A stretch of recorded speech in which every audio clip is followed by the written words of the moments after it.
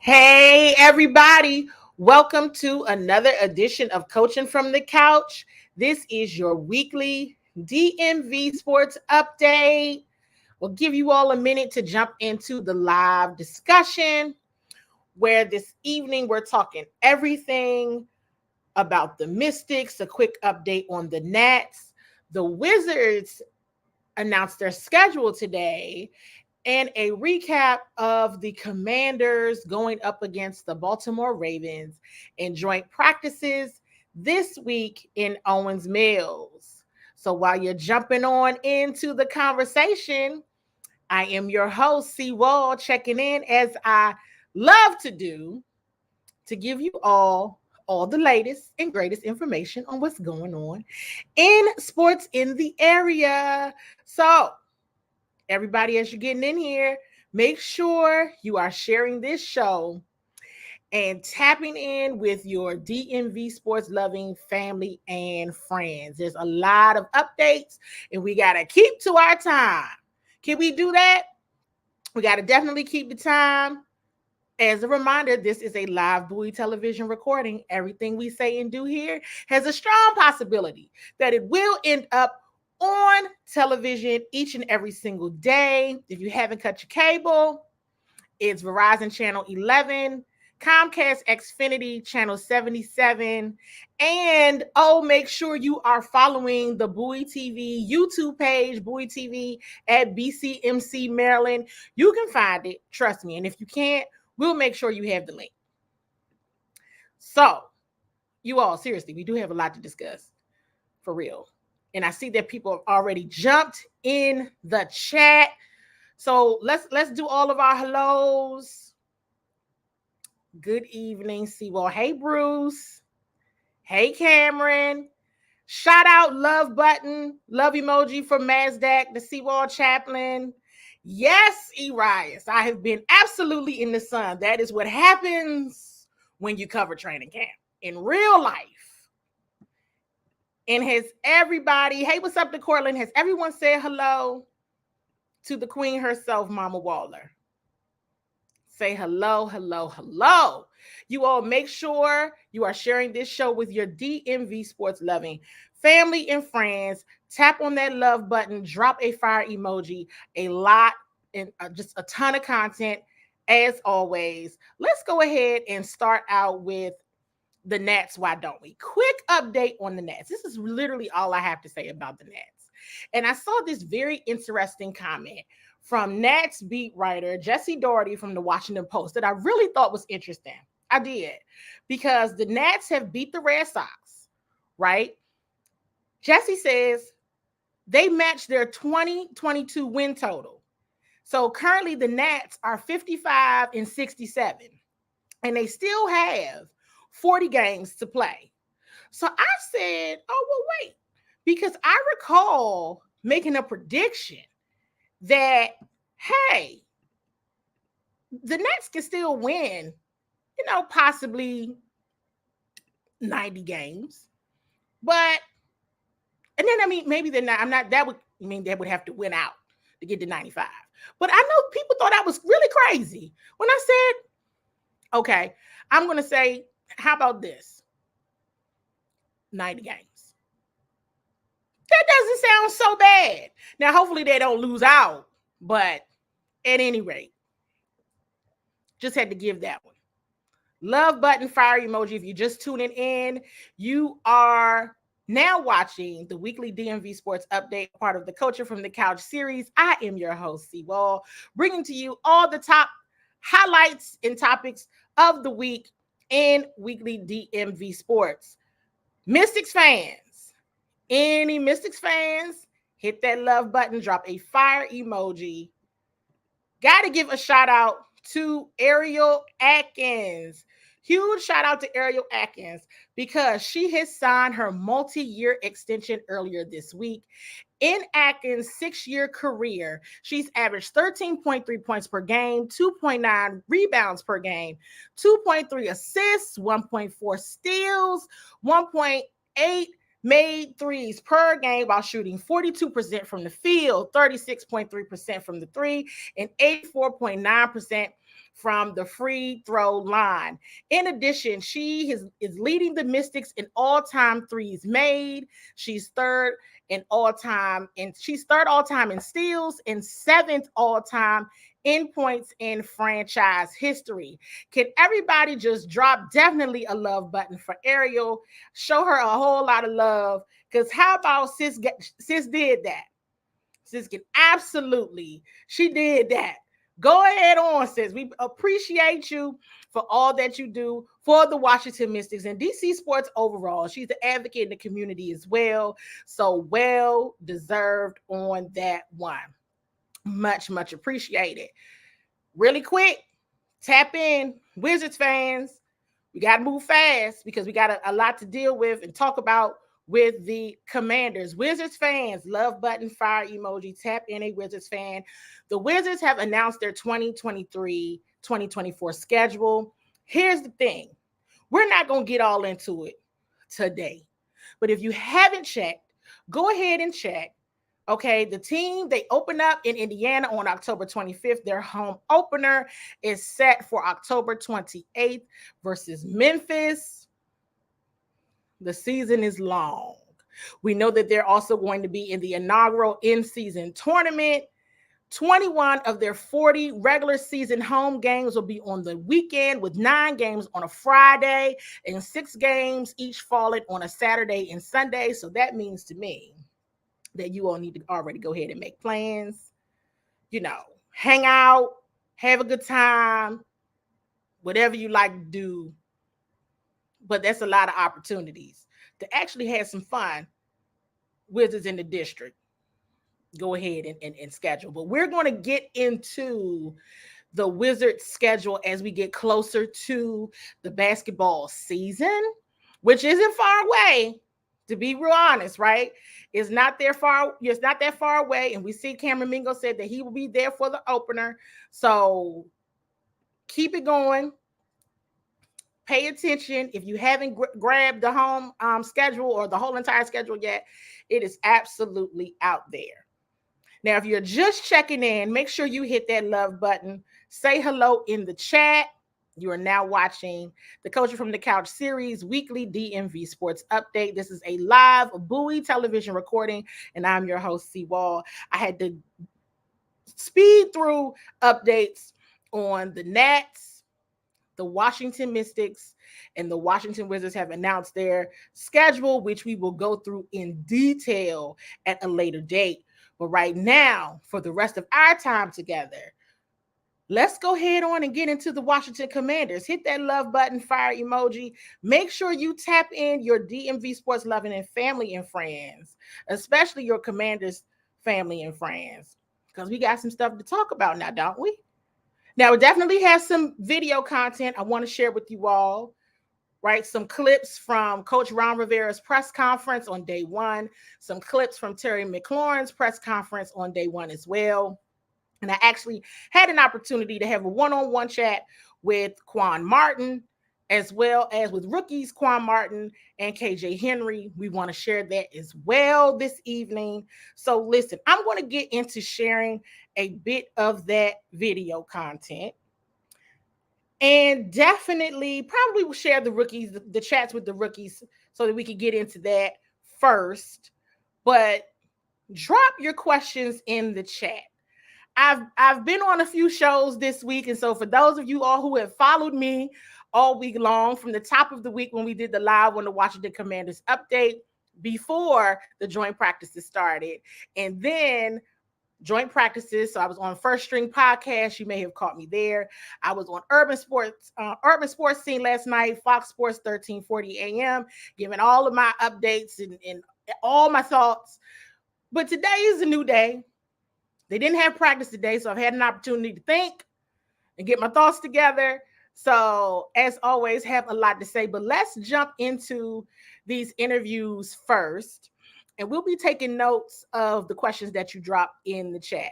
Check out my one-on-one chats. Well, in the one with Quan, fellow media colleague Nikki Javala joined me for that one. But Quan Martin, KJ Henry, check it out. Who's the hardest receiver you've gone against so far? Be it, guys here or, against the...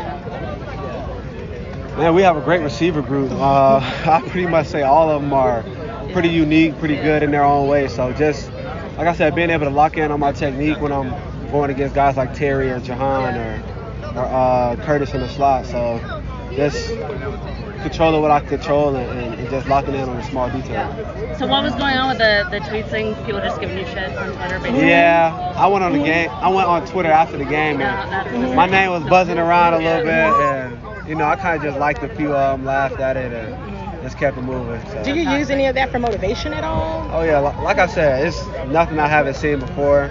I went through the same thing in college, so it's just being able to let that outside noise be outside noise, and like I said, control what I can control, which is what I put on tape. And can you share a bit more about how you've grown from rookie camp to today?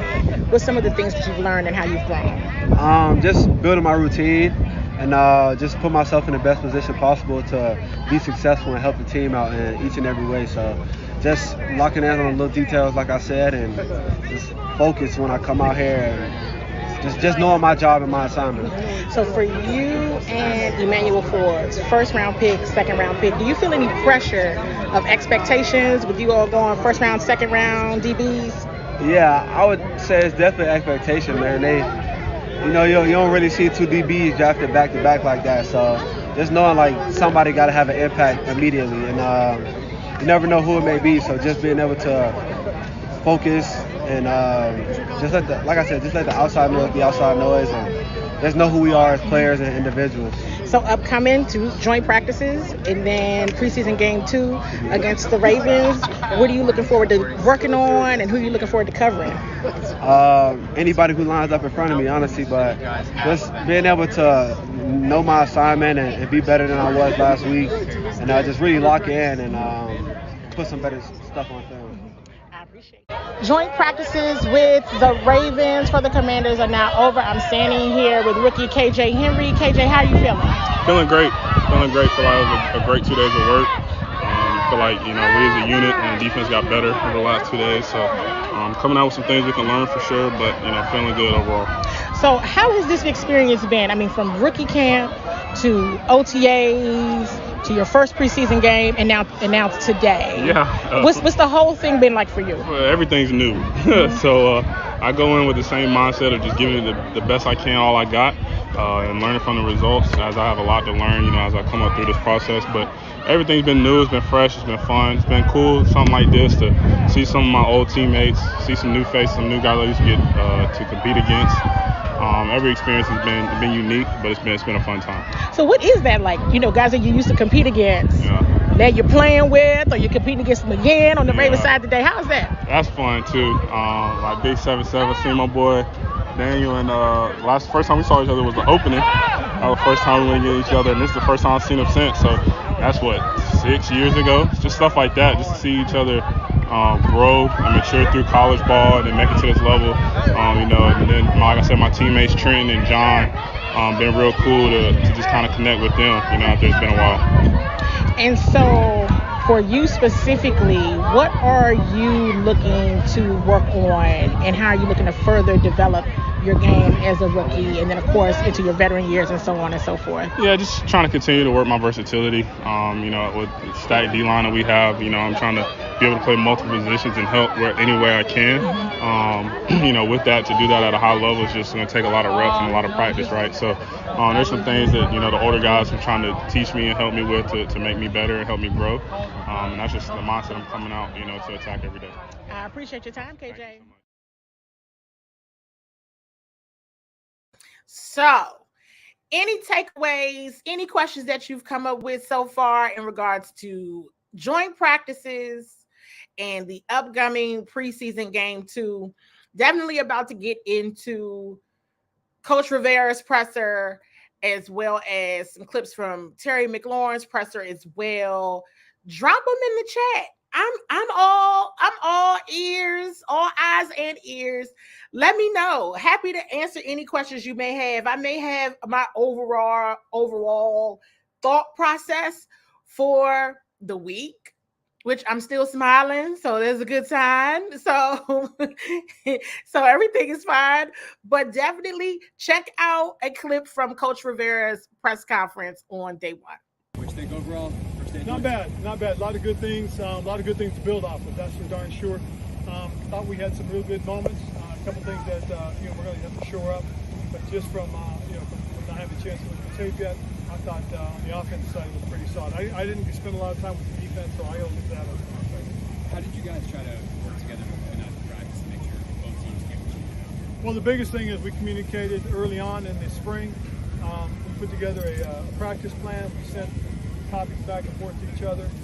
Then we had the coordinators reach out to one another and talk about what they were looking for, what they needed to do, and we were able to put together a pretty good practice plan, I believe. And what did you see from Sam specifically? I thought Sam did some really good things. There are a couple things I'd like to see him speed his internal clock up a little bit. I thought he could have gotten rid of the ball a couple of times, but he didn't. But for the most part, he made some really good decisions, good throws. I really liked the way that the offensive tempo was. I thought they were a big practice with what we need to do, especially against a good team like Baltimore. What did you think of the level of the intensity? It was really good. It got a little hot a couple times. It gets a little chippy, and we can't take it personally. This really is not about me against you. This is about us trying to develop and work together as teams. Hey Ron, what have you noticed with Sam's connection to Terry? Have you noticed it kind of grow throughout camp and specifically today? Well, I would say yes, and there's a couple other guys I think that he's developed pretty good rapport with. But Terry's just one of those guys that for a young quarterback, you're going to go back to who you think is a good completion, and that's what Terry is. And I think that's why you saw some of those things today. Yeah. Anyone, what does that say about him, and how rare is it to have a receiver? Well, Terry is special, and he understands, and he gets it, and he understands what his role is. And I think trying to create those things, those relationships, he understands how important that is. Ron, when you talk about Sam and the timing a little bit, want to be a little bit quicker, what is that? Is that stem from facing somebody different? Yes. Yes, and because again, I think the security of the whistle is now off. And I think he's got to understand that, and he started to later in practice. Early on, he held the ball a little bit more than I think he should have, and I'd like to see him get rid of it quicker. Chase didn't do any team drills. Right. Are you hoping to get him involved tomorrow at all? We'll see, but for the most part right now, we're just being smart with it. Again, we've got to continue to go through it. He will come out and he will do his he will do all of the individual, and then we'll see what the doctors say or how they're feeling about it. What have you seen from F.A. as he's still there? Well, FA's been solid. I mean, he's a guy that gives us a little versatility as well, not just an outside guy, but he's also a free technique on passing situations. Does a good job with the pressure. What do you need to see more from guys like Jason Williams, Casey Toole, the guys that are? Well, again, they got to continue to be explosive off the edge. We need guys like that to get vertical and get into the quarterback more than anything else. And again, it's a good opportunity for them to work against somebody different. With multiple fields, how do you decide where to go? Oh, I stick to the offense. This is the fourth time we practiced against the team that I've been as a head coach. All four I spent on the offensive side. How any early impressions there? Good. I mean, I really like what we've seen, especially on tape. I thought there's some really good positives.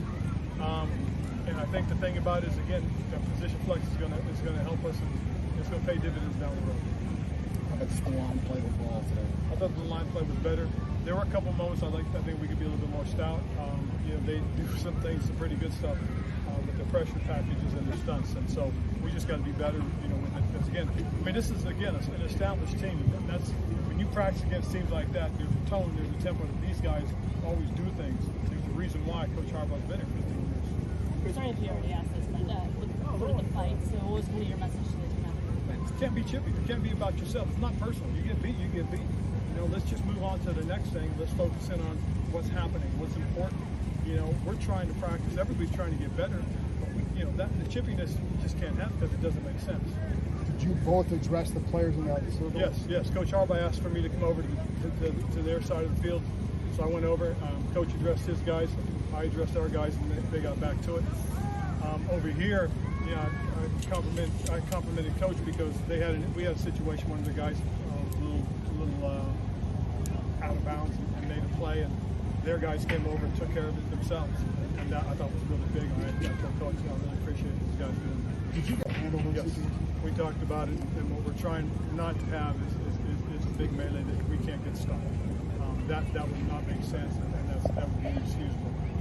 And So we're trying to temper it. We're just trying to make sure we constantly remind our guys that, hey, it's about practicing, this is nothing personal. Do you guys cut practice short? No, that's with the tempo. I mean, this we practice fast. I think we're like 15 minutes ahead of schedule, but that's what happens when you're first of all, when you're split, you don't necessarily have to flip as much as you are trying to do different things. So we just stayed to one field, and it was very quick. Well, I think your quarterback first and foremost. They get a chance to learn a lot and see a lot.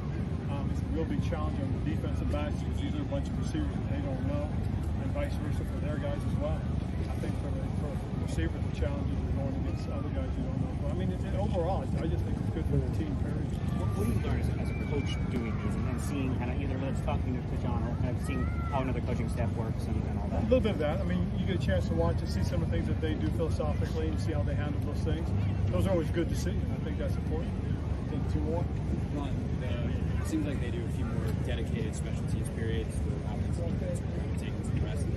That's something you guys haven't been doing this camp. What do you think? Oh no, we continue. We do that. We have in the middle of our practices, we will go right into special teams, and they'll have either, depending on the day, either 8, 10, or 12 minutes.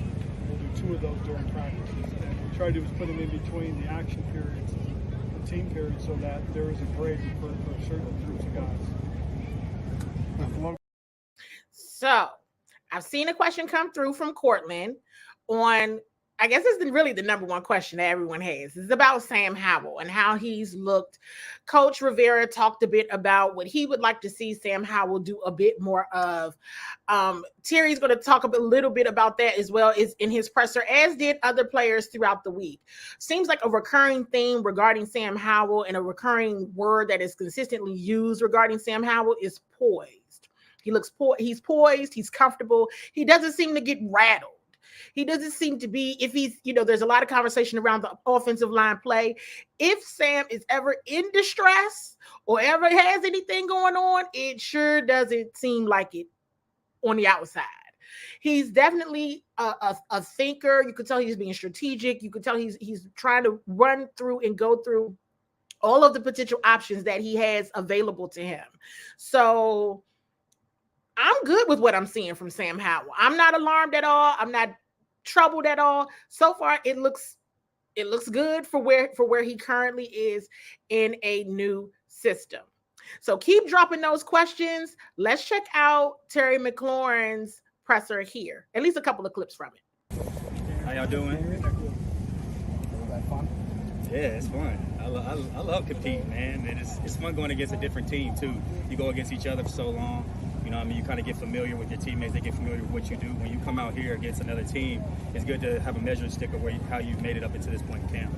Have you done joint practices before? This is my first one. So I didn't really know what to expect, but, you come in ready to compete, and I'm always ready to compete. So it was definitely fun for my first one. Did you even see, for Sam, young quarterback, going through this changes throughout practice and more you guys work against him? Yeah, he's really poised, man. I think he sees the field really well, and he's going to give us a chance to make opportunities on the perimeter, which has been great. His timing, I felt like, was really good with us today. As soon as we were getting out of our breaks, all of our receivers, the ball was right there, and he gave us a chance to run with it as well. So I think he did a great job, even when he had to improvise and roll out a little bit, to still keep his eyes downfield and continue to give us the chance to make plays. So he's been the same guy since we started camp and since he stepped in at the last game last year. He's just really, really poised. I think just really we just want to work whatever the game plan is for that practice. I think we have a plethora of ways to get the ball down the field and get the ball in our playmakers' hands. And specifically on the quick game stuff, as receivers, we just want to make sure our timing and spacing is on point. And I feel like we really capitalize on some of those opportunities. So I feel like we got to keep that stuff going. Yeah.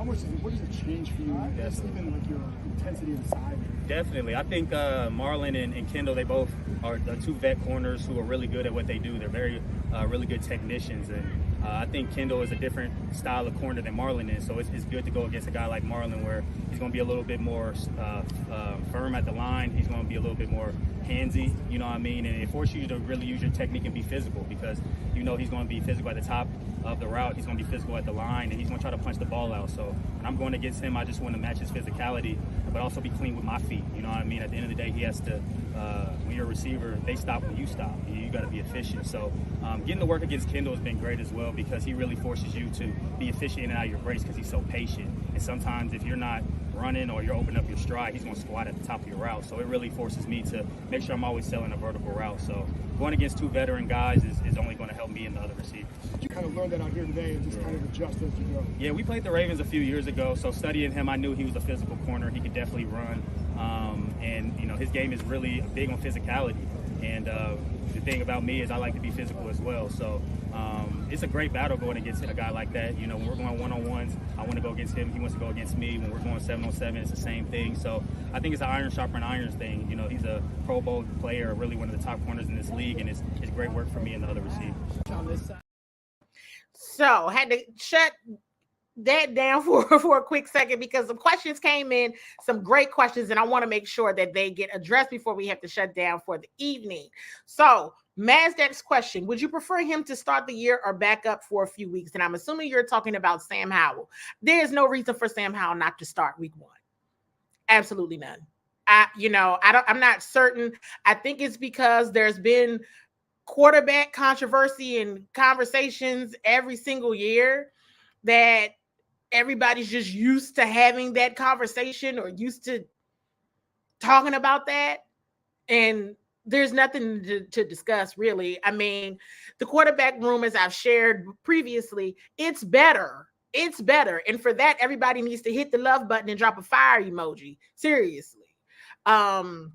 There's not any, not any other issues than you would see. I mean, Lamar Jackson wasn't perfect, but we know that far from it in some instances, but we know that's Lamar Jackson. I mean, this is what this time period is for, to work through those kinks. Sam had a solid game on Friday against the Browns. I don't think there's anything to be concerned about at the moment. Another question came in from Cortland. Cortland, you asked about the rest of the receiving corps. They look good. They look great. They're doing a good job. They're building those connections. This was great work. As Terry, as I showed a clip of Terry, this was great work for these guys this week. In all positions involved for both teams. It was great work. It was absolutely something that both teams needed, but we're focusing on the Commanders here. So I liked what I saw. And when I say I liked what I saw, let me be specific. Yes, Terry, but Jahan Dotson, De'Ami Brown, still saw Curtis Samuel get some work in there, and some others as well who are kind of like some dark horses in camp, right? Mitchell Tinsley, Byron Pringle. You're gonna continue to hear some of these names because they did a good job. So there's multiple weapons, there's multiple receivers that can create that separation, and they got speed. So that's definitely a good thing. Has the secondary improved? Point blank period, Emmanuel Forbes. When I shared with you all that in practice, they put Emmanuel Forbes on Terry, on Jahan, on Logan Thomas. I said, ooh, that means they're planning for Emmanuel Forbes to go up against the top receivers in the league. If that's what they're doing in practice, this is what they're looking out for. And he's ready for the challenge. They were prepared to give him that work and give him those challenges. He was lining up against Odell Beckham. And I will tell you this, when Emmanuel Forbes was lined up against Odell Beckham, Lamar didn't throw it over there that much, but he threw it, meaning Lamar Jackson, over to Odell when he was lined up against Kendall Fuller. Please pay attention to that note because it is a very, very important point. Okay. All right.